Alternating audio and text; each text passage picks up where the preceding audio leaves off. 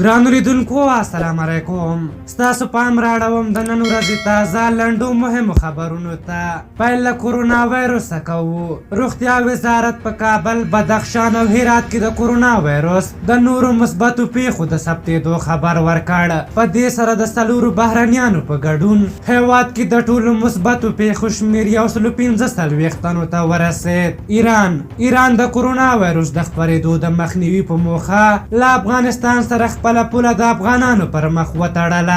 ایران په داسې وخت کې دغه ګام واخیست چې تېره یوه میاشت کې د 1 لک په شاوخوا کې افغان کډوال له دغه هېواده راستانه شوي چې ګڼ یې په کورونا هم ککړ دي، چې بدبختانه هرات ښار یې په یوې فاجعه بدل کړی دی.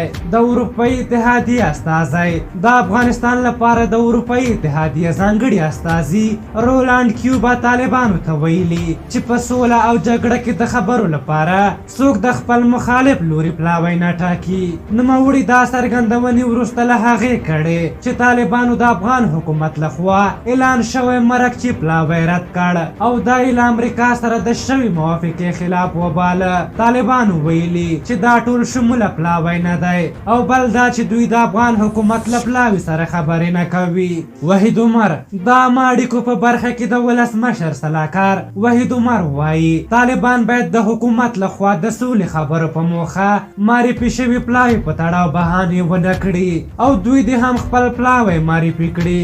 نوموړي نن په یوه خبري ناسته کې ویلي که طالبان د سولې پلاوي په تړاو پلمې وکړي نو دوی هم دغه کار کولی شي. د ویلي د حکومت له لوري معرفي شوی پلاوی ټول شموله او د یو موټي افغانستان استازیتوب کوي. وحید عمر له طالبانو غوښتي چې د سولې په برخه کې خپله اراده ثابته کړي. افغان حکومت د سولې په چارو کې د دولت وزارت وایي طالبان د سولې پلاوي پر ترکیب ملاحظه لري خو په دغه پلاوي کې هیڅ راز بدلون نه راځي. د یاد وزارت ویان د ناجیه انوري وایي که طالبان د سولې نیت لري نو ښه به وي چې له دغه پلاوي سره خبرې وکړي.